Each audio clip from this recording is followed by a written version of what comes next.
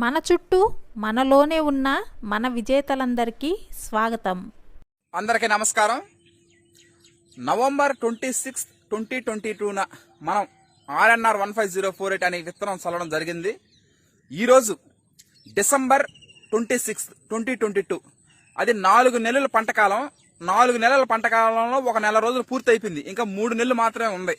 March 21, 2023 ఈ రోజున 116 రోజులు పూర్తి చేసుకున్నటువంటి RNR 15048 Telangana Sona sugarless CVR method farming.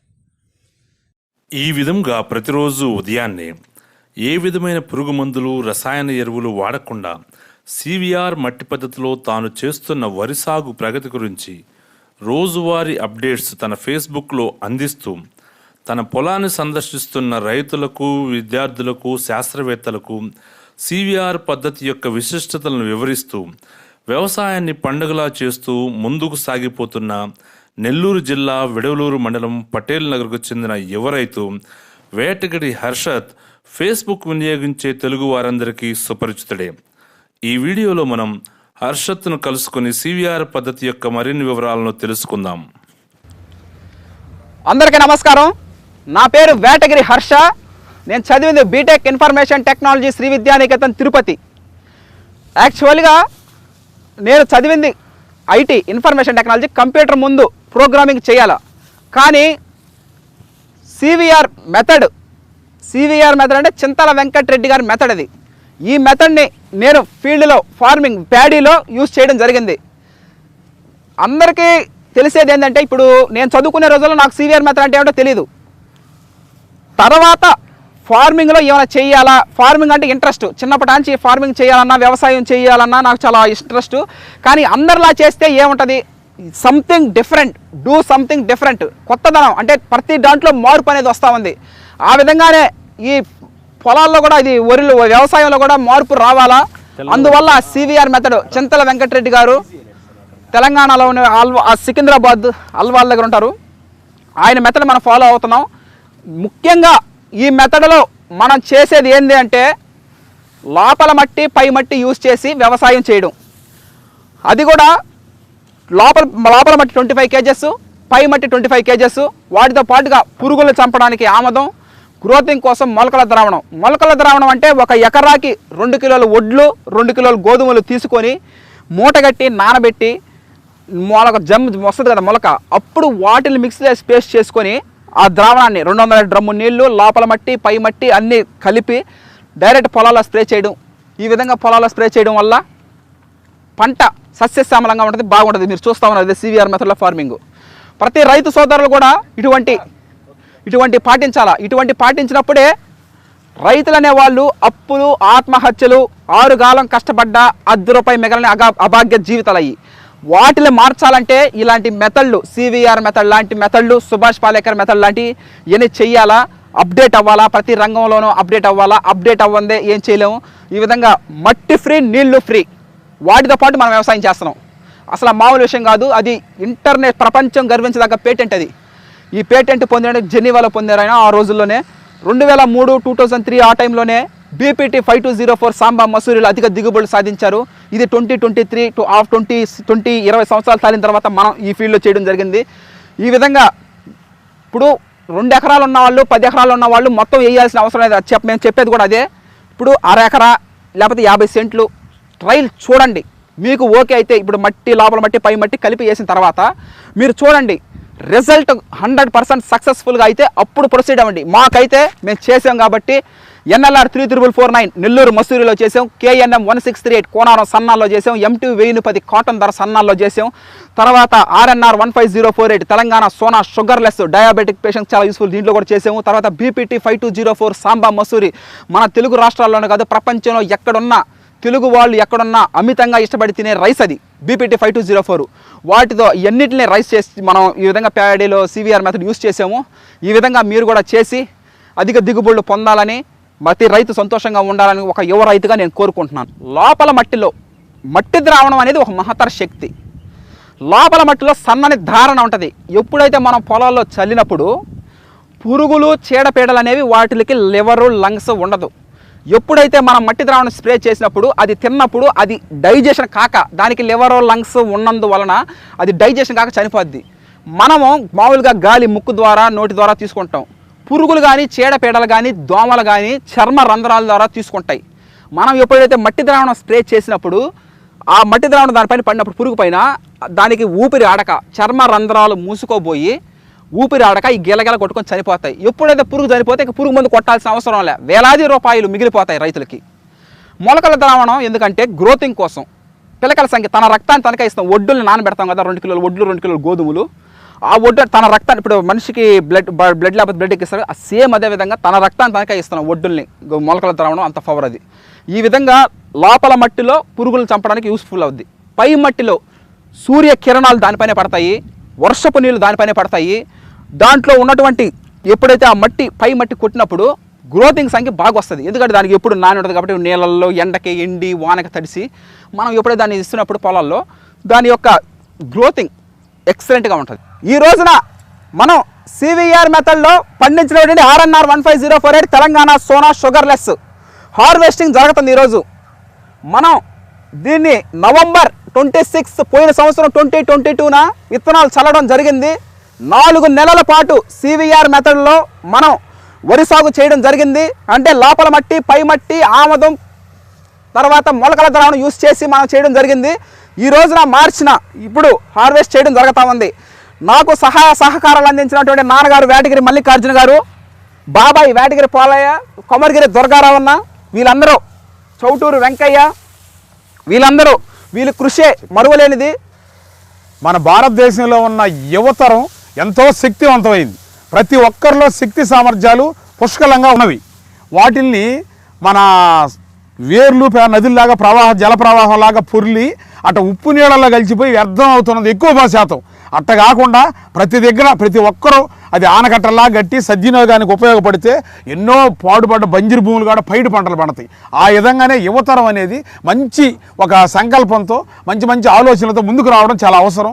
ఈ విధంగా సాఫ్ట్వేర్ లైన్లలో చదివి జాబ్ చేయాల్సిన మా హర్ష లేదు నానా నేను వ్యవసాయ వారసుడిగా వస్తానని అన్నాడు. ఆయన్ని ప్రోత్సహించడం జరిగింది. మన విజేతలు ఫేస్బుక్లో కానీ సోషల్ మీడియాలో కానీ వాట్సాప్ కానీ దేంట్లో అయినా సరే రైతుల్ని ప్రకృతి వ్యవసాయం చేసే రైతులు ప్రోత్సహించడంలో ముందుంటారు శేఖర్ బాబు గారు. ఈయన మన పొలంకు రావడం జరిగింది.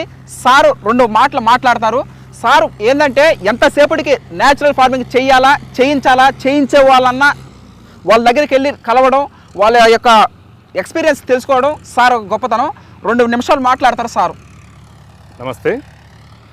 ఈరోజు నెల్లూరు జిల్లా విడవలూరులో హర్ష సివిఆర్ మెథడ్లో ప్రకృతి వ్యవసాయం చేస్తున్నటువంటి హర్షని కలిసి ఈ యొక్క హార్వెస్ట్ ఫెస్టివల్లో హర్షతో కలిసి హర్షించాలని నేను హైదరాబాద్ నుంచి వచ్చాను. నిజంగా ఇక్కడికి రావటం, ఈ ఫీల్డ్ చూడటం ప్రాక్టికల్గా చాలా సంతోషంగా ఉంది. ఈనాడు దేశంలో ప్రధానంగా రైతులు ఎదుర్కొంటున్న ప్రధానమైన సమస్యలు 3 సమస్యలు. మొదటిది అధిక పెట్టుబడులు, రసాయన ఎరువులు పురుగు మందులు వాడటం వల్ల అధిక పెట్టుబడులు అవుతున్నాయి. దాని తర్వాత రెండోది పెట్టుబడి పెట్టి అంత కష్టించి పని చేసిన తర్వాత పంట వచ్చిన తర్వాత దళారుల వల్ల సరైన గిట్టుబాటు ధర రాక ఆ విధంగా నష్టపోతున్నారు. మొదటిది పెట్టుబడులతో ప్రాబ్లం, రెండోది గిట్టుబాటు ధరలు కాదు. సరే, దాంతో కూడా మూడో విషయం ఏంటంటే ఈ యొక్క రసాయన ఎరువులు వేయటం వలన, ఆ రసాయన పురుగు మందులు వాడటం వలన భూమి సౌడు బారిపోతుంది. వచ్చే తరానికి మనం ఏమి అందించకుండా వెళ్ళిపోతున్నారు. భూములు పని రాకుండా పోతున్నాయి. రైతులు కష్టించిన కష్టానికి ఆ యొక్క ప్రతిఫలం లేకుండా పోతుంది. వీటికి ప్రధానంగా ఒకే ఒక సొల్యూషన్, 3 సమస్యలకి ఒకే పరిష్కారము. ఇలాంటి ప్రకృతి వ్యవసాయము, సివిఆర్ మెథడ్లు ఇలాంటివి ఖర్చు తక్కువగా ఉండి ఆల్టర్నేట్ మెథడ్స్లోకి వెళ్ళటం అనేది చాలా అవసరం ఈరోజు రైతులకి. హర్ష మరి సివిఆర్ చింతల వెంకటరెడ్డి గారు తీసుకొచ్చినటువంటి మట్టితోటే వ్యవసాయం చేయటం అనేది, మట్టే ఎరువుగా మరి ఆయన తీసుకొచ్చిన మెథడ్ తోటి ఈయన పండించడం జరిగింది. జనరల్గా గ్రామీణ ప్రాంతాల నుంచి అత్యున్నతమైన పదవులకు వెళ్ళిన వారిని, అత్యున్నత సాధించిన వారిని అంటారు మట్టిలో మాణిక్యం అంటారు. కానీ నేను చెప్పదలుచుకున్నాను మట్టే మాణిక్యం. ఈ మట్టే మనకి మాణిక్యం. తరతరాలుగా ఈ మట్టి మనల్ని పోషిస్తూ వచ్చింది. కానీ ఈ మట్టి ఇప్పుడు నెమ్మదిగా ఈ కంపెనీల వల్ల, కార్పొరేట్ కంపెనీ వల్ల నెమ్మదిగా ఎరువులు, పురుగు మందులు, రసాయన ఎరువులు, సింథటిక్ వాడటం వల్ల భూములు చౌడు బారిపోతున్నాయి. రైతులు అనేవాడు చాలా కోలుకోని విధంగా నష్టపోతూ అనమాట. ఇలాంటి యువకులు మరి 2 తెలుగు రాష్ట్రాల్లో ఈ మెథడ్ పట్టుకొని చేస్తున్నారు. తక్కువ ఖర్చుతోటి ఎక్కువ లాభాలు. అలాగే ఇంకొక సొల్యూషను, ఈ సమస్యకు ఇంకో పరిష్కారం, రైతులు ఎదుర్కొంటున్న గిట్టుబాటు ధరలు రాని దానికి ఇంకొక పరిష్కారం హర్ష రూపంలో చూపించిందంటే తన సోషల్ మీడియా ద్వారా, ఫేస్బుక్ ద్వారా డైరెక్ట్ మార్కెటింగ్ చేయటం, డైరెక్ట్గా వినియోగదారులకు చేర్చడం జరుగుతుందన్నమాట. దానివల్ల కూడా ఈ మార్కెటింగ్ సమస్య లేకుండా మంచి దిగుబడి లాభాలు పొందుతున్నాడనమాట. ఇది నిజంగా ఎంతో హర్షించదగిన విషయం. ఆ తర్వాత భూములు కూడా, తనకున్న భూమిని పక్క భూములతో పోల్చినప్పుడు ఎంతో సారవంతంగా తయారని ఇప్పుడు ఈ పంట మనం చూస్తుంటే అర్థమవుతుంది. ఆ పక్కనే మరలా రసాయన పద్ధతిలో పండిన పంట మొన్న కురిసిన చిన్న జల్లువానకే మొత్తం నేల కొరిగిపోయింది. ఇది మాత్రం స్టాండర్డ్గా నిలబడింది. ఎందుకంటే దీనికి పోషక విలువలు చాలా సక్రమంగా న్యాచురల్గా భూమి నుంచి, ఆ మట్టి ద్రావణం నుంచి మరి పొందుకోవడంతో అది చాలా న్యాచురల్గా ఉందన్నమాట. దీన్ని బట్టి మనం ఈరోజు మనుషులైనా కానీ బలాన్ని పొందుకోవడానికి వాడే మెడిసిన్స్ కంటే కూడా న్యాచురల్ పద్ధతిలో తిన్న ఫుడ్ ద్వారా స్ట్రాంగ్గానే ఉంటారు. మన తరతరాల నుంచి పెద్దవాళ్ళు కూడా అలాగే ఉన్నారు. ఇది మనకు మరొక ఉదాహరణ. ఈ యొక్క మట్టి ద్రావణంతో, సివిఆర్ మెథడ్ తోటి మిత్రుడు యొక్క ఈ పద్ధతిలో హర్ష పాటించడం అనేది చాలా ముఖ్యంగా ఉంది. ఇంకొక విషయం చెప్పదలుచుకున్నది ఏంటంటే, నేను ఈ సందర్భంగా అనేక మంది యువకులు గ్రామాల్లో ఉంటున్నారు. తల్లిదండ్రులు, తాతలు, బంధువులు అందరూ కూడా రసాయన సాంప్రదాయ పద్ధతిలో వ్యవసాయం చేస్తూ ఉన్నారు. దానివల్ల వాళ్ళంతా నష్టపోతున్నా కానీ యువకులు మరి మన యువకులు దాన్ని తీసుకొని, ఇలాంటి యువకుల్ని ఇన్స్పిరేషన్గా తీసుకొని ఈ మెథడ్ని ఇంప్లిమెంట్ చేయాలి. సివిఆర్ మెథడ్ అయినా, న్యాచురల్గా ప్రకృతి వ్యవసాయ పద్ధతి అయినా పండించినట్లయితే రెండు మీ కుటుంబానికి ఆరోగ్యం, భూమికి ఆరోగ్యం, అలాగే సమాజానికి కూడా మీరు మేలు చేసిన వారు అవుతారు. ఈ విషయాన్ని గమనించాలి. మరొక విషయాన్ని, ఈ రైతులు ఈరోజు ప్రధానంగా ఎదుర్కొంటుంది మార్కెటింగ్ సమస్య. దళారులు ముంచేయడంతో, దళారులు తక్కువ కొరగాని ప్రైజులతోటి అడగడంతో చాలా నష్టపోతున్నారు. దీనికి సోషల్ మీడియా ద్వారా చేయొచ్చు. ఒకవేళ అందరూ రైతులు సోషల్ మీడియాలో ఆ టెక్నాలజీ యూజ్ చేయడం కష్టం కాబట్టి అలా లేని వారు ఒక గుంపుగా, ఒక సమూహంగా ఏర్పడి రైతు ఉత్పత్తిదారుల సంఘాలుగా ఏర్పడాలని, ఎఫ్పిఓలుగా ఫామ్ చేయాలని చెప్పేసి నేను కోరుకుంటున్నాను. నేను గత 2 సంవత్సరాలుగా అనేక ఎఫ్పిఓల్ని విజిట్ చేశాను. వాళ్ళ సక్సెస్ స్టోరీస్లు మన విజేతలు యూట్యూబ్ ఛానల్లో పెట్టాను.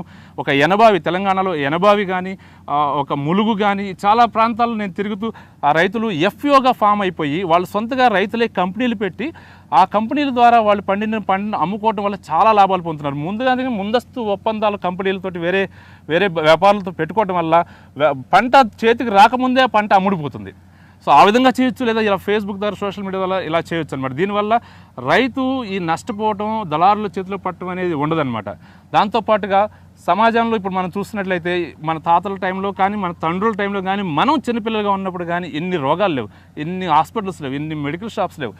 దేశవ్యాప్తంగా క్యాన్సర్ కానీ, డయాబెటిక్ కానీ, బీపీ, షుగర్, థైరాయిడ్ సమస్యలు చాలా విపరీతంగా పెరిగిపోతున్నాయి. మన కళ్ళ ముందే చూస్తున్నాం కానీ మనం దానికి ఎందుకు వస్తుంది, ఏంటి రీజన్ అనేది మనం కనుక్కోకుండా దాన్ని పక్కన పెట్టేసి మన రొటీన్ లైఫ్లో మన జాబులు చేసుకోవడం, చదువుకోవడం, వ్యాపారాలు చేసుకోవడంతో పడిపోయాం. కానీ మనం ఏం తింటున్నాం, ఇవన్నీ కూడా దేనికి వస్తున్నాయని ఒకసారి ఆలోచిస్తే మనం తినే తిండి కలుషితం అయిపోయింది. ఆఖరికి రైతులు పండిస్తున్న రైతుల కుటుంబాల్లో కూడా బీపీ, షుగర్, థైరాయిడ్, క్యాన్సర్లు ఉంటున్నాయంటే మనం అర్థం చేసుకోవచ్చు. పూర్వం రోజుల్లో అసలు రైతు అనే వాడికి జబ్బులే ఉండేవి కదా. ఎందుకంటే కాయ కష్టం చేసేవాళ్ళు వాళ్ళు ఎప్పుడు చూసినా కానీ, వాళ్ళకి తినేది ఎప్పుడు అరిగిపోతుంటుంది. మన కార్పొరేట్ జాబులు చేసేవాళ్ళు కాదు కాబట్టి. కానీ ఇప్పుడు రైతులు కూడా అలాంటి సమస్య ఎదుర్కొంటే నా రైతు సోదరులందరికీ నేను విజ్ఞాపన చేస్తున్నాను. ఒకసారి ఆలోచించండి.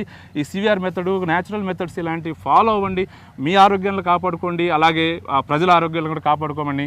హర్ష ఈ విధంగా ఈ చేయడం నేను చాలా సంతోషం. నేను హర్షను కానీ వాళ్ళ నాన్న వెంకటగిరి మల్లికార్జునరావు గారిని కలవడం నేను చాలా సంతోషంగా ఉంది. మరొక వీడియోలో కలుద్దాం. మీ అందరికీ ధన్యవాదాలు. Thank you.